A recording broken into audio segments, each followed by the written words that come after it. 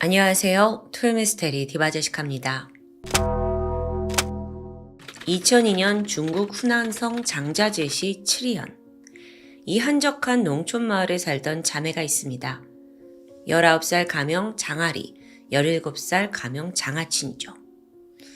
아직 세상을 알기에 너무 어린 이 두 사람이 갑자기 고향을 떠나기로 결심해요.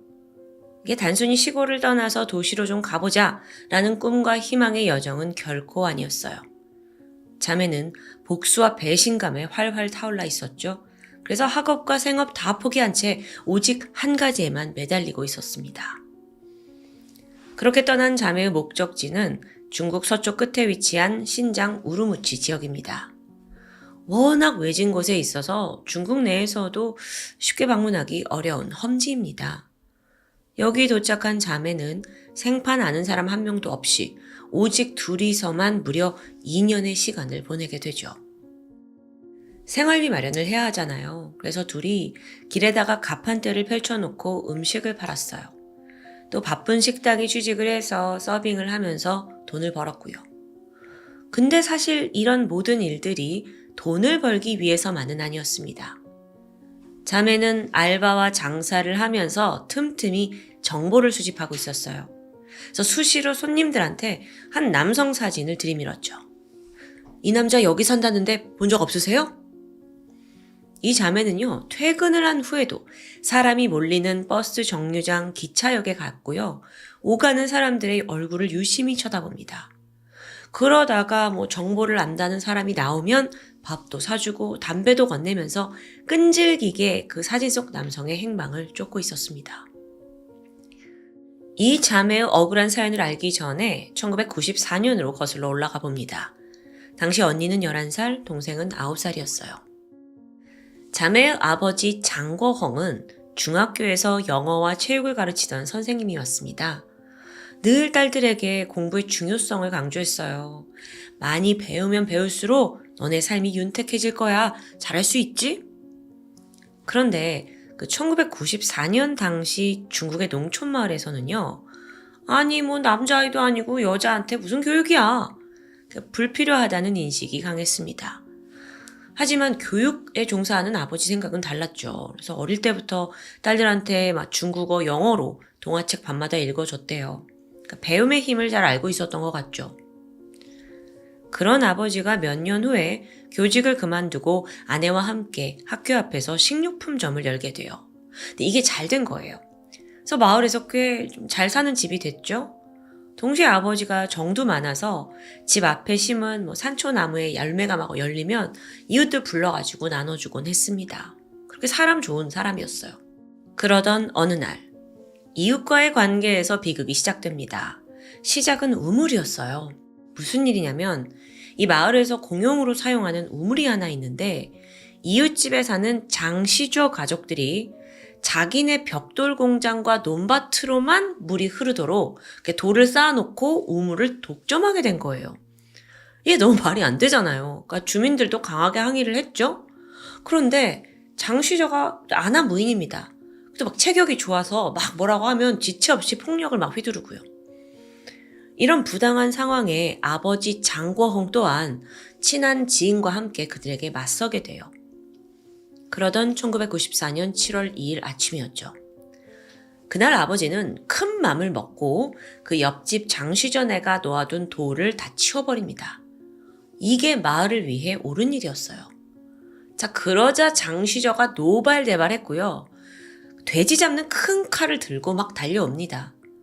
두 사람 사이에 말다툼이 벌어졌어요. 그러다가 아버지가 아니 이 우물이 당신들 거야? 왜 물을 독점해? 우리 다 죽이려고 그래?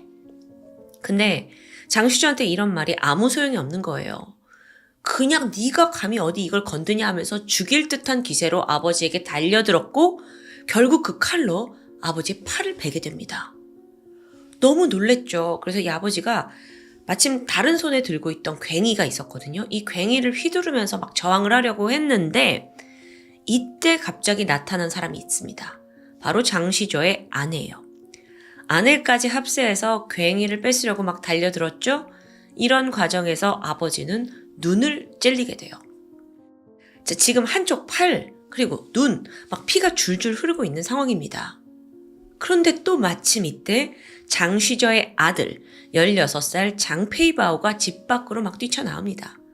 손에는 칼이 들려 있어요. 이 틈에 이제 다친 아버지는요, 일단 도주를 해야겠다 싶었어요. 그래서 막 가려는데 그 앞을 아들 장페이바오가 막아섭니다. 얘가 16살이고 당시에 키가 150cm 밖에 되지 않은 소년이에요. 그래서 아버지가 별로 경계하지 않았지만 그게 오산이었죠. 소년은 주저없이 칼을 휘둘더니 이번엔 아버지의 다른 쪽 팔에 칼이 꽂혔습니다. 지금 완전히 만신창이가 된 거예요. 그래서 아버지가 무조건 벗어나야 된다라는 생각에 자신의 집 쪽으로 달리게 됩니다. 하지만 이내 장페이바오에게 따라잡혔죠. 그는 눈이 이미 반쯤 돌아버렸어요. 그러더니 한 손으로 아버지의 목을 강하게 움켜쥐더니 다른 손에 있던 칼로 가슴 깊숙이 찔러 넣고 맙니다. 이거 지금 온 가족이 합세해서 벌어진 살인사건이에요. 피해자 장궈헝은 간 파열에 의한 급성 쇼크, 현장에서 바로 사망했죠. 그런데 여러분, 이 사건이 마을 한복판에서 벌어졌습니다.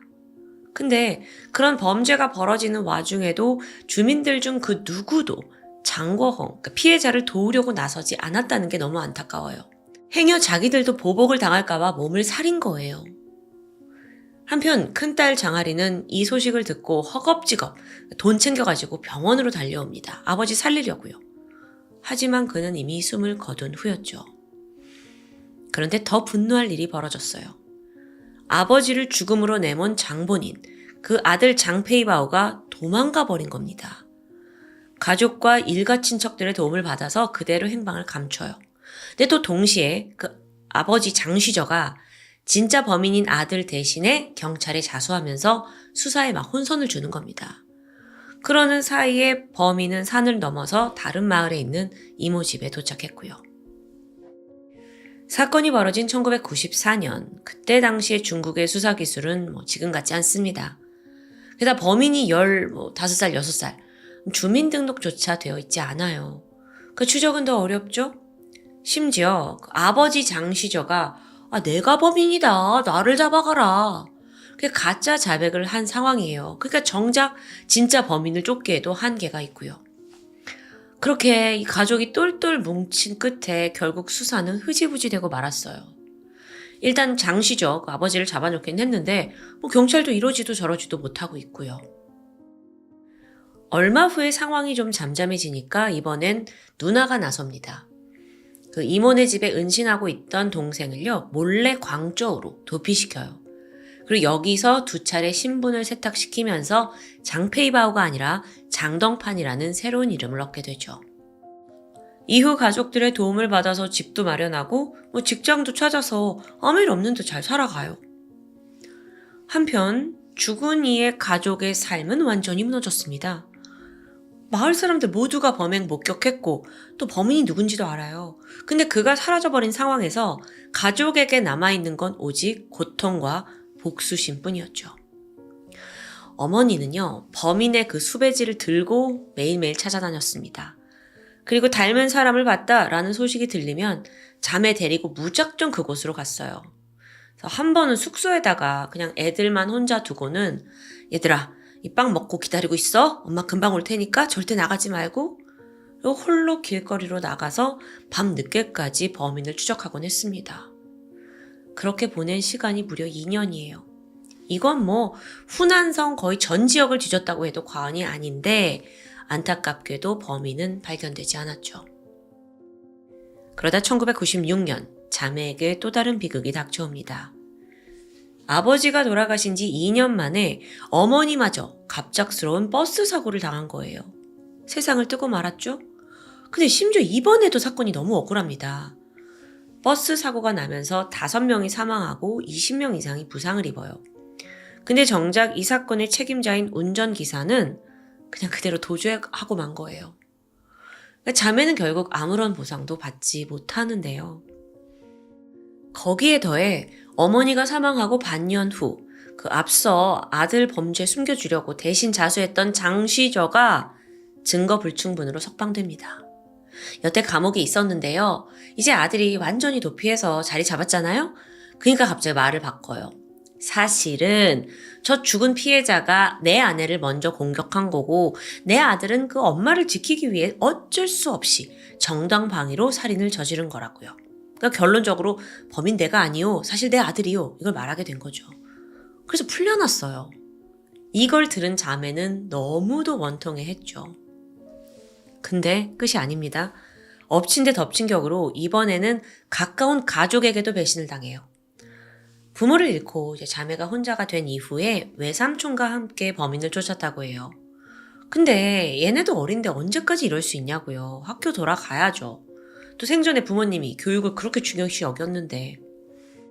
그래서 잠시 추적을 멈추고 학교에 돌아갑니다.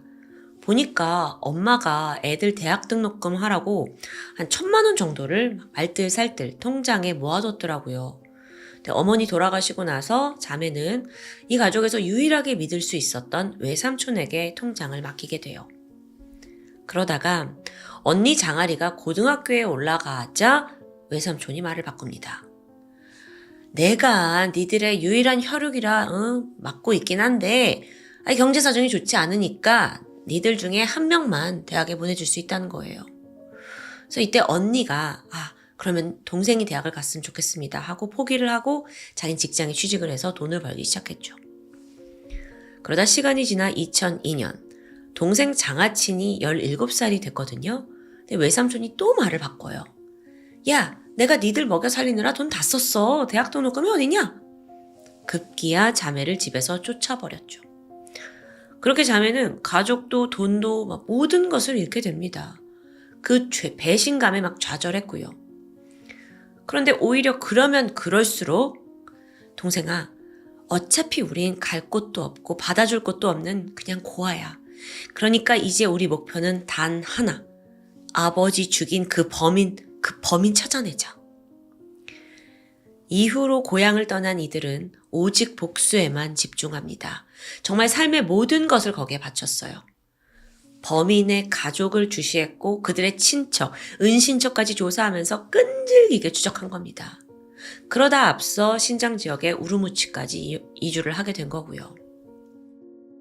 자, 그때부터 그 우르무치에서 시작된 추적. 그게 한 해, 두 해를 넘기고 무려 17년간 이어졌어요. 이 자매가 중국에서 10개가 넘는 대도시들을 다 떠돌아다녔다고 해요.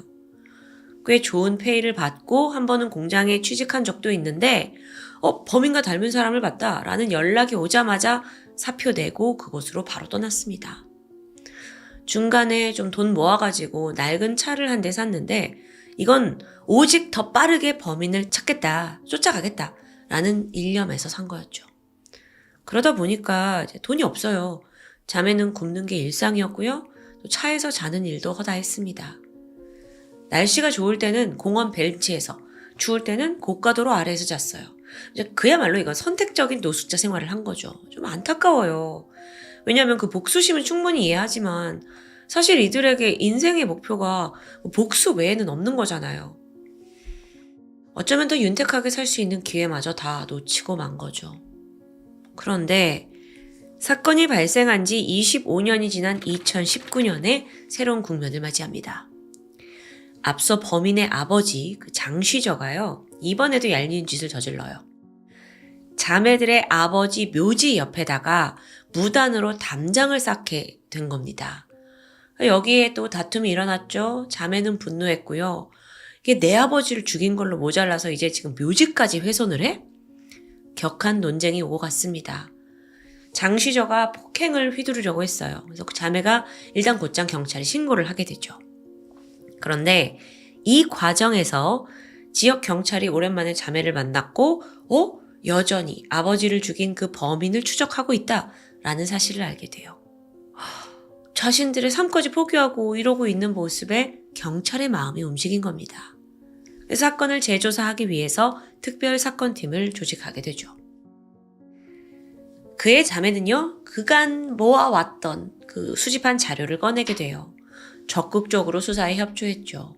근데 그 자료를 보니까 장페이바오가 이후 장덩판이란 이름으로 개명한 사실, 또 그의 누나가 동생의 도주를 돕고 있다는 것도 모두 적혀 있습니다. 그래서 이걸 바탕으로 경찰이 범인의 가족을 철저히 조사했어요. 수사의 기미가 보이니까 누나는 초조해진 거예요. 그래서 또다시 동생 장덕판을 도피시켰죠. 눈에 띄지 않게 더 조심해야 된다 막 신신당부하고요. 하지만 얼마나 더 도피할 수 있겠어요. 꼬리가 길면 잡히는 법이죠. 2019년 9월 특별사건팀은 광둥성에 숨어있던 장덕판을 마침내 체포합니다. 또한 범죄자의 도피를 도왔다라는 죄목으로 아버지와 누나 역시 다 체포됐어요. 이 소식에 자매는 그저 눈물을 흘렸죠. 검거된 지 1년 반이 지난 2021년 3월에 장페이바오에 대한 1심 재판이 진행됩니다. 검거 초기에는 자신의 죄를 인정했거든요. 근데 재판 과정에서 살인은 맞지만 내 어머니를 지키기 위해 피해자를 제지하다가 실수로 찔렀다라고 주장합니다. 그러니까 놀라서 도망을 치고 있었는데 피해자가 오히려 자기를 쫓아왔다라는 이야기로 막 바꾸는 거예요. 여기에 검찰이 미소를 지었죠. 왜냐하면 애초에 이게 말이 되지 않거든요. 당시 피해자는 이 아들을 맞닥뜨리기 이전에 이미 아버지에게 칼 맞았고 어머니에게 눈 다쳤어요. 중상의 상태였잖아요. 그런데도 이 칼을 든 꼬마를 막 추격하려고 했다? 이게 앞뒤가 전혀 맞지 않거든요. 또 그건 그렇다 쳐도 그 순간을 목격한 주민들도 상당히 많습니다. 그들이 이제 증언을 하게 되면서 범인의 거짓말이 드러나게 되죠. 한편 자매는 이런 과정을 보면서 범인은 사형을 받아 마땅하다고 울부짖었어요. 사건이 발생한 지 25년이 지났지만 그 긴 세월 동안 전혀 반성하지 않고 끝까지 변명만 하는 모습에 정말 너무 답답해서 가슴을 칩니다. 결국 재판부는 어떤 판결을 내렸을까요? 피해자의 손을 들어줘요. 고의로 공격해서 죽였다라는 것에 이제 인정을 했고요. 그러긴 한데 사실 사건 당시에 이 장페이바오가 16살 법정 미성년자입니다. 그래서 판사가 죄는 인정하지만 사형은 아니고 무기징역을 선고하게 되죠. 범인이 항소 포기하면서 결국 형은 확정되었습니다. 가족들 역시 은닉 혐의로 3년형을 선고받아요. 그렇게 자매의 복수는 피를 보지 않고 정의롭게 잘 마무리되는 듯 합니다. 하지만 자매들이 여기서 멈추지 않았어요. 이 사건과 관련된 사람들을 다 끄집어내는 거예요. 거기에 지난 25년 세월까지 보상을 받아냈죠.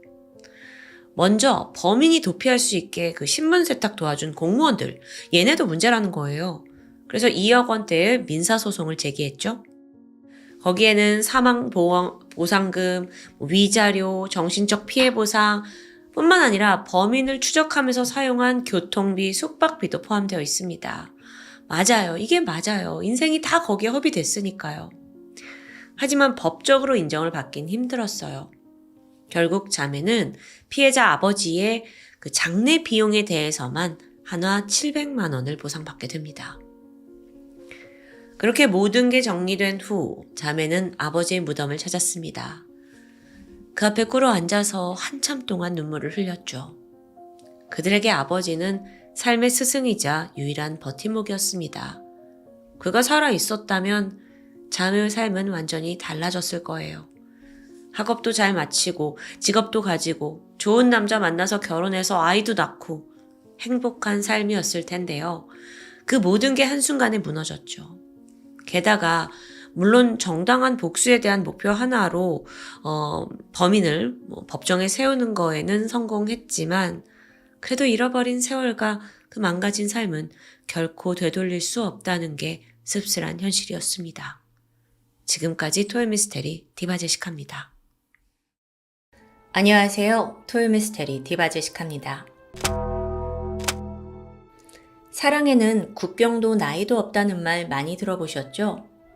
그런데 그 나이 차이가 무려 40살이라면요? 그것도 순수한 사랑일까요? 오늘은 평범한 사람이라면 상상조차 하기 힘든 한 러브 스토리에 관한 것입니다. 먼저 사진 속 이 여성은 1996년 대만에서 태어난 임정은. 위로는 2살 차이 나는 언니가 있습니다. 그런데 이 둘째, 막내죠. 임정은이 태어날 무렵부터 부모님이 사이가 좋지 않아서 별거를 시작해요. 그러다 얼마 후에 이혼이 결정되면서 언니는 아버지가 돌봤고 임 씨는 엄마와 살게 되죠. 또 시간이 지나서 그녀가 8살이 되던 해인데 어머니가 새로운 남자를 만나 재혼을 합니다. 이제 어떻게 해요? 정은 양은 아버지에게로 돌려보내졌죠. 여기까지만 들어도 다소 불안정한 유년기를 보낸 것 같은데 문제는 이게 생각보다 더 암울했다는 겁니다. 그녀는 태어나면서부터 아버지의 부재를 느꼈습니다. 그리고 겨우 다시 아버지와 살게 되면서 이제는 마음껏 아버지의 사랑을 받으리라 기대했어요. 근데 정작 현실은 냉혹했죠. 아버지는 졸지에 2딸을 맡게 된 거잖아요. 가장으로서 이 자식들을 먹여 살리는데 너무 바빠서 밤낮으로 일했고 정말 정신없이 하루를 보냈습니다. 그러다 보니 딸들 얼굴 보기도 힘들어요. 아니 그런데 거기까지는 이해해. 근데 설상가상 애들이 조금만 말을 안 들으면 화를 참지 못하고 손찌검을 하기 일쑤입니다. 결국 참다 못한 정은 양은 초등학교 5학년이 되던 때에 이 폭력에 못 이겨서 극단적 선택을 할 만한 그런 소동을 일으키게 됩니다. 그러니까 더 이상 아버지와 같이 살 수가 없어요. 집을 나가겠다 뭐 하겠다. 결국 정은 양은 외할머니 집으로 옮겨졌죠. 그러다가 또다시 아버지에게 돌아옵니다. 그때가 중학교 1학년씩이었어요. 그러니까 외할머니가 더 이상 돌보기 힘든 거죠. 부녀 관계는 여전히 최악. 아버지는 폭력성이 더 심해졌던 것 같아요. 정은 양을 벨트로 때리면서 너무도 포악하게 대했고 그녀는 날이 갈수록 우울증을 겪으면서 또 수면제를 복용합니다. 또다시 극단적인 선택을 시도했고요. 상황이 이렇다 보니 정은 양은 점점 엇나갔어요. 중학생 때부터 술과 담배 즐기면서 가출 밥 먹듯이 했던 겁니다. 아이를 좀 바로잡아줄 어른이 너무 필요해 보이는데요. 이런 딸을 걱정하던 아버지가 어느 날 자신의 친구인 리쿤청에게 과외를 부탁하게 됩니다. 리쿤청, 그는 대만에서 유명한 사람입니다. 1956년생 작곡가인데 대만에서 국민가요라고 불릴 만한 여러 노래들을 탄생시켰어요.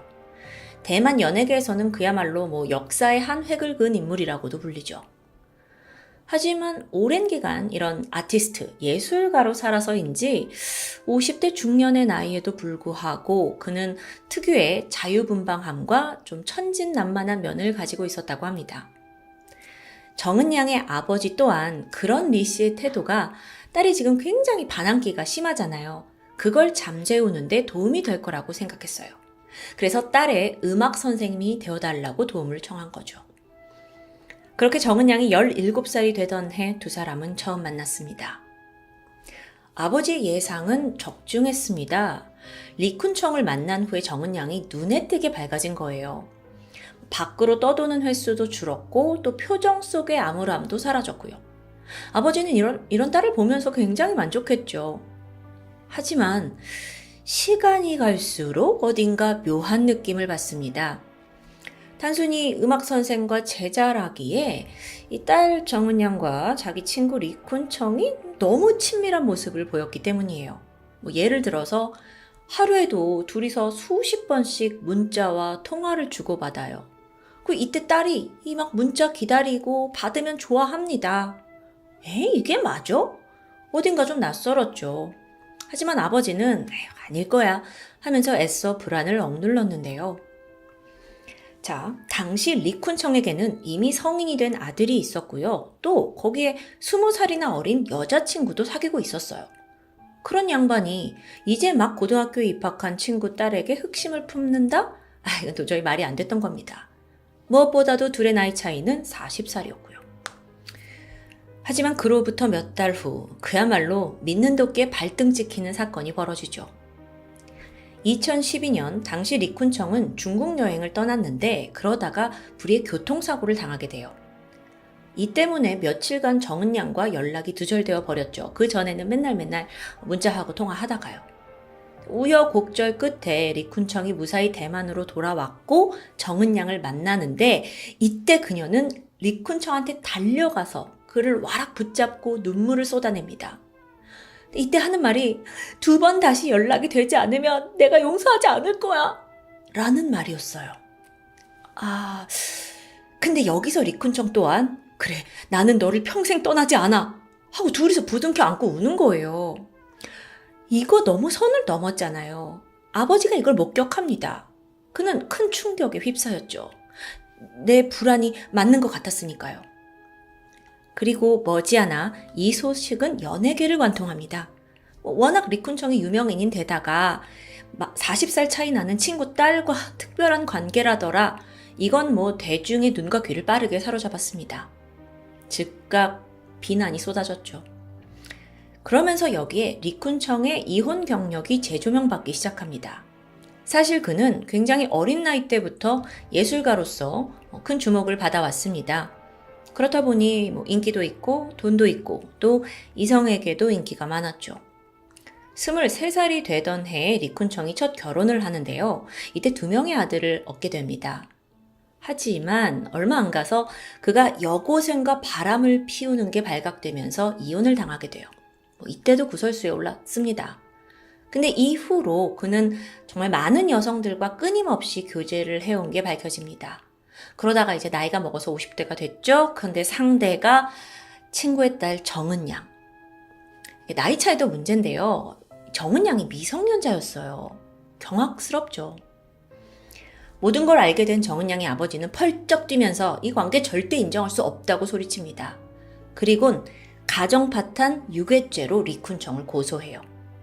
자, 이거 법적인 싸움이 될 뻔했는데 정작 이때 정은양이 나서서 적극적으로 이 남자 리쿤청을 변호합니다. 그런 게 아니라고, 유괴 아니라고, 이건 사랑이었다고요. 리쿤청은 결국 불기소 처분을 받았고 이 일로 정은양은 아버지뿐만 아니라 모든 가족에게서 외면을 당할 수밖에 없었죠.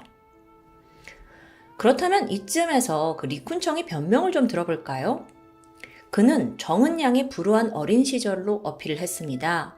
그러니까 워낙 사랑을 못 받고 자랐지 않냐. 게다가 예전부터 가족들로부터 따돌림을 당했다고 말하는 거예요. 그래서 어쩔 수 없이 나쁜 길로 빠졌다고요. 근데 자신이 만나서 이야기를 들어보고 시간을 가져보니 애가 그렇게 나쁜 애가 아니고 단지 성격이 좀 자유분방할 뿐이다. 근데 그게 또 마침 나랑 너무 비슷하기 때문에 나는 여성으로서 호감을 느꼈다고 설명합니다. 둘이 영화도 보고 식사도 하면서 마침내 그녀의 마음까지 확인했다는데요.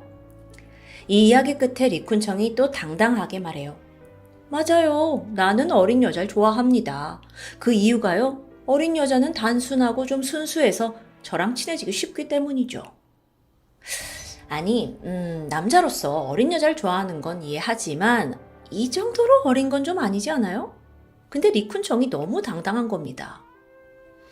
그는 자신의 SNS에다가 정은양과 함께 보내는 데이트 사진을 공개합니다.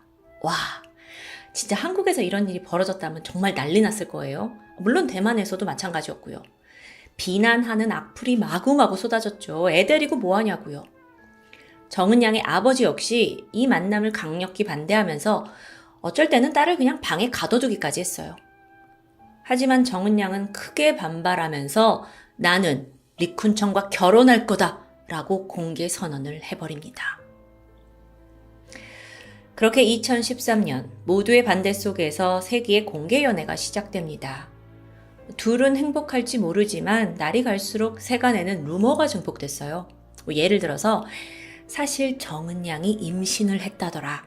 혹은 그 리쿤청이가 처음에는 그 정은양의 언니를 노리고 접근했다가 그게 안 되니까 걔랑 사귄 거다 하더라. 이런 이야기 등등이요. 온갖 비난과 음모 속에 리쿤청 이미지 곤두박질 쳤죠. 지인들은 모두 그를 손절했고요. 더 중요한 건 자기 커리어, 곡 작업 의뢰도 하루아침에 뚝 끊겼습니다. 근데 이렇게 얼마나 버틸 수 있을까요? 이미 돈 많이 벌어놔서 괜찮은 걸까요? 몇 년이 흘렀고 점차 사람들의 관심도 식어갑니다. 사랑을 위해 모든 걸 감내하겠다던 리쿤청에게 남은 건 예상대로 생활고였죠. 그렇게 한때 대만을 발칵 뒤집었지만 이제는 기억에서 잊혀진 리쿤청, 임정은 커플. 그러다가 이들의 이름이 다시 오르내리게 된 거는 비교적 최근인 2023년 4월입니다. 바로 이때 리쿤청의 사망 소식이 전해졌기 때문이에요. 작년 4월 6일 그는 대장암으로 세상을 떠났습니다. 그런데 이때 리쿤청의 아들이 새로운 의혹을 제기하고 나섰어요. 임정은이, 아버지 애인 임정은이 죽음에 깊게 연관이 있다는 주장입니다. 그 이야기가 뭔지 좀 들어보면 평소 그 아버지 리쿤청은 꾸준한 운동과 소식을 하면서 굉장히 건강한 생활 습관을 유지해왔다고 합니다. 그런 그가 언젠가부터 폭음을 하더니 급속도로 건강이 나빠졌다는 거죠.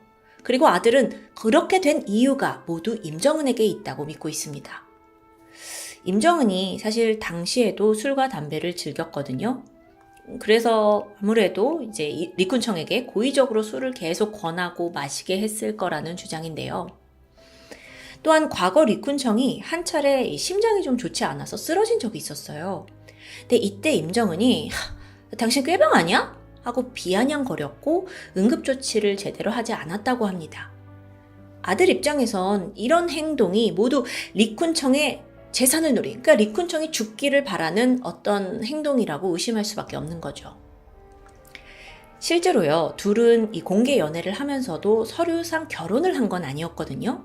근데 리쿤청이 건강했을 때, 정정했을 때는 가만히 있다가 병원에 입원하고 나서 좀 정신이 혼미해지자 임정은이 부랴부랴 혼인신고를 했더라고요. 근데 정작 리쿤청이 사망하고 나서 임정은은 장례식에조차 참석하지 않았습니다. 그러니까 아들로서는 그녀의 저희가 너무 수상했던 거예요. 이렇듯 이 문제의 커플이 또다시 입방아에 오르게 되자 이번엔 임정은이 자신의 SNS를 통해 아들의 주장을 조목조목 반박합니다. 우선 뭐라고 하냐면 저는 리쿤청의 재산에 관심이 없어요. 그러면서 사람들은 그 리쿤청이 돈이 많은 줄 알지만 실제로 재산은 얼마 되지 않는다는 겁니다. 생전에 대출받은 게 너무 많고 무엇보다 죽기 직전까지 일이 다 끊겼잖아요. 그러니까 생활고에 시달렸다라는 걸 아주 크게 강조했죠.